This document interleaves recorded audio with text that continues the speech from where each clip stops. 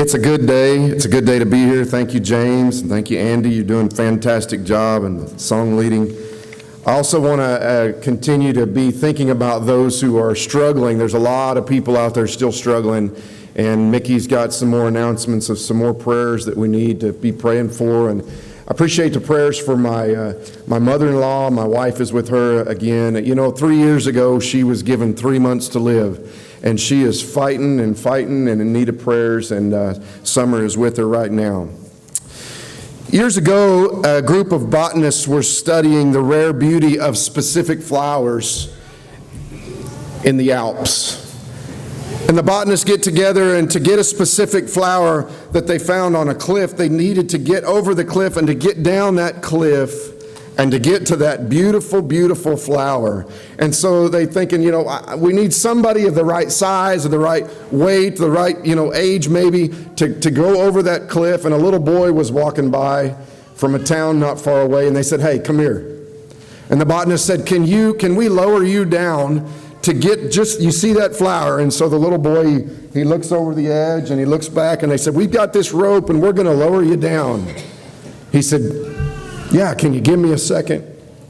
So the story goes, as he goes down, he goes into the town, and he comes back about 10 minutes later, and he brings this man with him, an older gray-haired man. And he said, "I'll go down," and he said, "I'll let you lower me down, and I'll get that flower for you. But this man is going to hold the rope." He said, "He's my father." I want to talk about trust this morning. If you're trusting in your preacher for all of your spirituality, you've got the wrong person holding the rope. If you're trusting in your next president, in the election, to bring God into this nation, and that's when it's all going to be right, you have the wrong person holding the rope. Or we can even go as far as to say your physician. If that's when you have security, and when your physician is saying you're okay, and you just trust in him or her, then you still don't have the right person holding the rope, because we've got to trust in our Father in heaven. In fact, I've thought about this so much. I'm wondering if God is ready for me to pray about something else, because I'm like, Lord, I want to increase in my trust in you. I want to grow in my trust. And I almost wonder if God's like, I've heard you, okay? But how often do we create a God in our own image? And this might stir some thought this morning a little bit, but what if I'm creating a God in my own image, in the sense of this is what I believe God to be, and I'm wrong? You remember in John 14, that's quoted quite a bit, where the disciples are struggling, and they're worried, and he says, "Don't let your heart be troubled. In my Father's house are many mansions." And we quote that, and we get to the end, and "I am the way, the truth, and the life. No one comes to the Father except by me." And so we look at that verse, but we don't continue on to the next part of that. You know who spoke? Who spoke up right after that? Philip did. You know what he said? He said, "Lord, show us the Father." I mean, this is Philip, and he says, "And that's enough for us." And Jesus says, "Have I been so long with you, yet you have not come to know me, Philip?" Is it possible that we can say, well, this is our God? I mean, we've got him in a box, and the Lord is saying, wait a second, Logan, you might not really have and grasp who I really am. Blackaby, one of my favorite authors, he said this. He said, "It isn't the length of our relationship with Christ that matters, it's the depth." Another writer, A.W., said, "Why are we so afraid to declare to people in churches that they must come to know God himself? They must go beyond the point of just making God their lifeboat for their rescue." So what we're saying this morning is getting to know God better and better, not just saying I've got him all figured out. In the Old Testament, God said to the people who rejected him, "I spoke to you, but you didn't hear. I called to you, but you didn't answer," in Jeremiah. Let's ask this question this morning then. kind of to stir our hearts and our minds just a little bit, and maybe through this text that James just read, can we weave ourselves into a certainty and a captivity, as Lane talked about in his class, a certainty and a captivity about God, and be false? Can we weave into this idea and believe and basically create our virtual Babel in that sense? Thou shalt not make any other image. Is it possible that, and this is what scares me to death, I'm with y'all, I'm like, man, this scares me that we could weave that and create a virtual Babel in a sense. Other religions out there in the world, if they didn't like something 100 years ago, 500 years ago, you know what they did if they didn't like a text? And this is where we got to be careful. They created their own creed book, or their own guidebook, or their own supplement to the Bible. The Bible doesn't talk about a pope at all. Well, let's just create a book that does say that. And we sit here and we think, well, there's no other book. We don't have a creed book. We don't have a guidebook. We don't have a home office somewhere. This is the church. This is His church. But at the same time, we listen to Paul's words in Galatians 1:8 and 9. If we or an angel from heaven preach to you any other gospel, then let him be accursed. But the question is this. We don't have one in our hands, but have we created one right here? That's what scares me. So here's the passage. Trust in the Lord with all your heart, and lean not on your own understanding. Proverbs 3:5. This is a great text, and probably if we had a show of hands, how many know this verse and could quote this verse? They probably had to memorize it in Bible class, but it's like, I can quote it, but then practicing it is a little different, isn't it? I remember Dale Goad said a few weeks ago, he said, I like the first part, but the second part's really hard. And that's us. That's true. You see, the text is perfect. The transmission is perfect. it's the reception that's difficult. It's us. We get in the way. So first of all, first point, if we have some points this morning, trusting God identifies our insufficiency.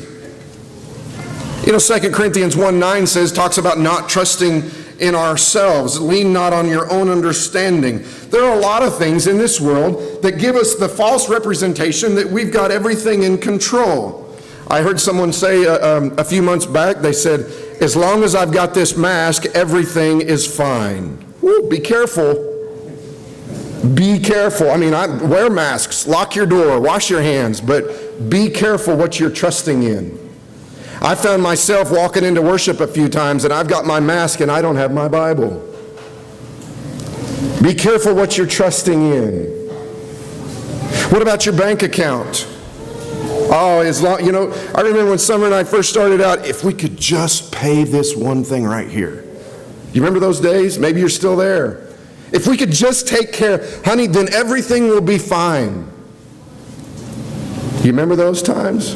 Or maybe if we could just raise the kids, or if the kids will just do this, or if they marry the right person, or if we pay off the house, or if our retirement is, and we're looking at all these things that we think we're in control of, and God is saying, where am I in your life at all, Logan?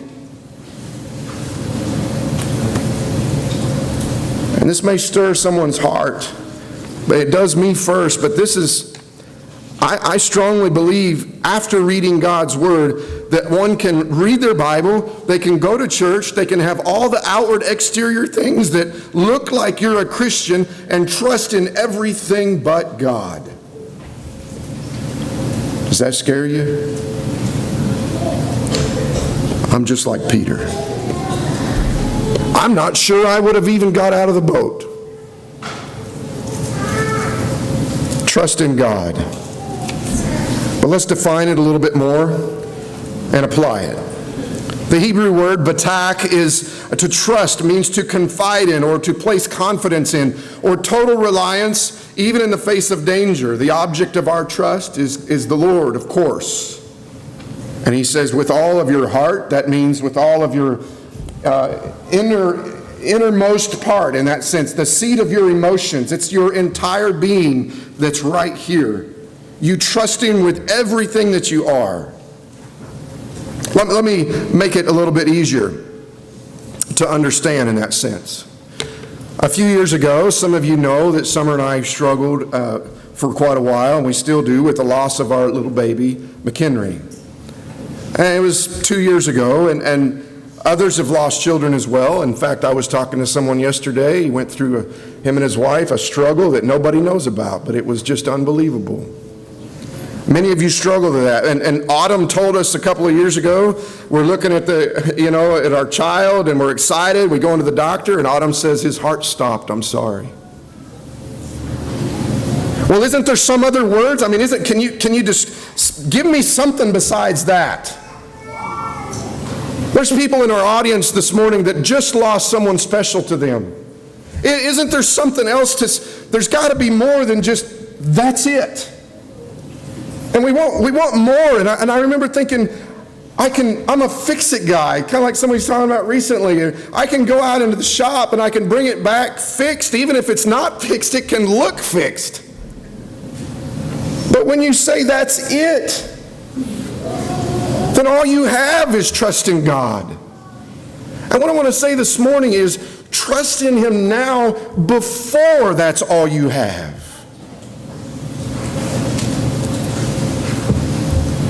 We hear people say a lot, well, I'm just going to trust in God on this. You hear that? What if we switch the word trust and love? Well, I'm just going to love God on this one. Trust in him now. Who's your best friend? You got a best friend? You could describe him, and you could, and I, as we look at that, it might be a spouse. It might be I know some of you married, you're lovey-dovey. Oh, it's my wife, And I'm the same way. You probably trust him. You probably trust him with counsel. You probably trust him with advice. They listen to you. You love them back. You listen to each other. They do things for you. They buy things for you. You do the same for them. It's a relationship that's built on trust. It holds your hand through the hard times. They're there for you through the struggles. She knows what foods I like. She knows what foods I shouldn't eat. And I get on to her for reminding me of the foods that I know I shouldn't eat. Right? She's my best friend. She knows my pain. She knows the pills. She knows that. You just go on and on and on and on and on. And she's not divine. Think about your relationship with him. Is it the same? Does he know your struggles? Does he know your pains? Does he provide? You could go on and on and on, but the text here, the relationship here is built on trust. And the text says all your heart. What would it look like to you if we gave God all of our heart? You might describe that. I was looking at 2 Corinthians 10 where the Israelites, they're wandering in the wilderness and he's talking about it, or 1 Corinthians and they continue, and I think to myself, and Lane and I've talked about this a lot, that we're the Israelites. Have y'all understood that we're wandering through the wilderness? And I remember I go back to Exodus 15 where they just crossed the Red Sea. I mean, God provided deliverance from Pharaoh and his army, and they're singing the song in Exodus 15. I mean, they just crossed it and just delivered him, and they're like, wow, let's sing this 21-verse song. And so, I will sing to the Lord, and Pharaoh's horses and riders that God has hurled into the sea. For 20-something verses, they sing about how great God is. And verse 23 of Exodus 15, they just sang all this, and where's our water? And they start grumbling. It's amazing to me. And we look at that and we're like, how dare they? I mean, right as they're on the banks, it's like they sing a song, grumble. Am I like that? Yes. And God says, how long will you refuse to keep my commandments? You see, we know a lot of God. We believe in God. We worship God. We read scriptures about God. We pray to God. But do we depend on God? Because it's total reliance. It's not on us. It's on Him. We're the Naamans. I'm the Naaman. I'm like Naaman. I'm like, well, aren't the waters of the Damascus, Lord? I mean, I want to be cleansed of leprosy, but aren't the waters, you said go here, but aren't the waters of the Damascus? I mean, wouldn't that be better? I'm the Naamans. And Jesus said it one time in the Sermon on the Mount. He said, don't worry about your life, what you will eat, what you will drink. Anybody do that? All the time, don't we? He says, don't worry about it. In other words, trust. A few years ago, my wife and I decided that we would homeschool the kids. Everybody, every family's different. You do what you do. And the one response, the first thought I had when we're starting to go in, well, trust is one of the things on my mind. Are you sure? And then also with that, honey, I'll have to eat everything I ever said about homeschool families for the next years to come. But it's working, but there's a whole lot of trust involved. We understand trust. Some of you get on an airplane that weighs 600,000 pounds with 250 people and you don't know who the pilot is. And you go all the way across the country, over and over and over. We understand trust. It's not that we just don't understand trust. It's we don't trust Him in the same ways, in some ways, that we trust people and men on earth. We go to a doctor and says, here's what you need. Thank you very much. Appreciate it. We don't question it. But what about this? God already has a solution ready. God is ahead of this pandemic. God is ahead of this election. God is ahead of everything. Do you trust Him? But Logan, what if? I mean, what if this and what if that? What if Jesus comes tonight? Let me tell you something. Sometimes in this next slide, it's trust in the Lord with all your heart, and here I am. And I'm like, okay, I'm going to take another step. Big loss in your family, big hurt, big hardship, big financial burdens, whatever it is. Hey, honey, let's take another step. And let's take another step. And then maybe you're starting to age and it's getting even more difficult. I'm getting there. And you start to take steps. And then all of a sudden something stops you. And you know what stops you? And you know what's getting a bigger microphone, voice than trust? And it's fear. We start to take a step forward and then we come back. And God didn't give us the spirit of fear. And so I start to step forward and then I step back because of fear. And God didn't give that fear. Trust is a gateway. You remember Hezekiah, 2 Kings 18:5, he trusted in God. And you read on through that about a paragraph and it says, and then God did this and this and this and this and this. He trusted in God. Could he say that about you? He trusts in God. You remember Job?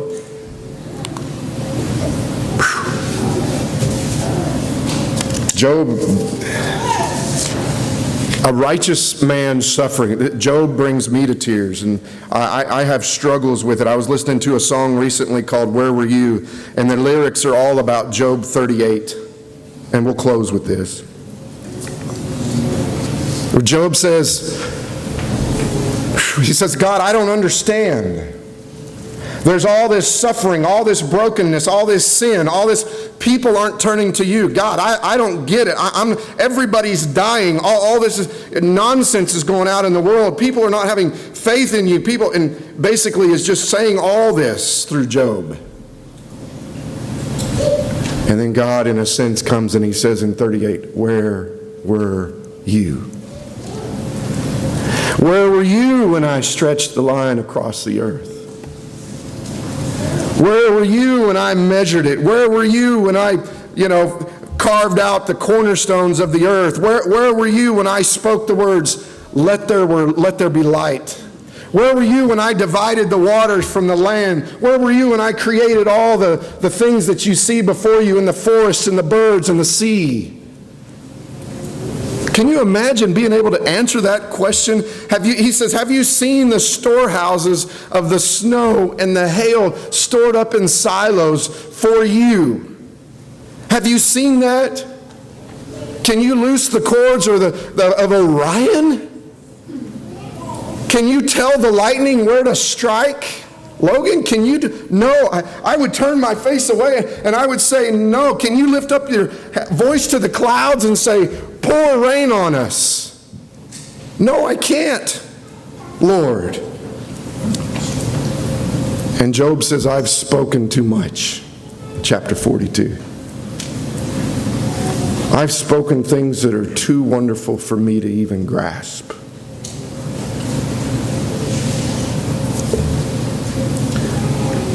The very thought that our God is answering us right now. And then you know the end of Job. And the Lord blessed the latter days of Job more than his beginning. Is that where we'll be one day? In closing, I want to say this. Lane actually started it. So many times I think, well, this lesson, it might be okay. And then God says, that's part B. Lane had part A. Yours is all right. If you miss Lane's, go back and listen. It's fantastic. Here's part B. Give yourself away. Give yourself away. You have a hatred for harboring an envy with someone here in this auditorium, maybe over something that happened years ago, maybe over something last week. Give yourself away. Give yourself away in service to the church. Give yourself away in love for the church. Give yourself away to your spouse. Give yourself away as a man of God to leading your family. Give yourself away. Just completely give yourself away to reach the lost. You could go on and on and on. Give yourself away and go in your bedroom and pray and study and give yourself to God. Because as Lane said in his class this morning, God gave himself to you completely. Philippians 2, and he emptied himself. Maybe this morning you're not saying, God, I am yours. Give yourself away with salvation. Maybe you're not a child of God. He gave himself. Are you bending your will to his right now? Maybe there's someone this morning that needs to bow in their will and to say, you know what, I am insufficient. I'm nothing without God. Without faith, it's impossible to please God. Maybe you need to come forward and ask for prayers. We can be there for you, but most of all, come to Christ as we stand and sing.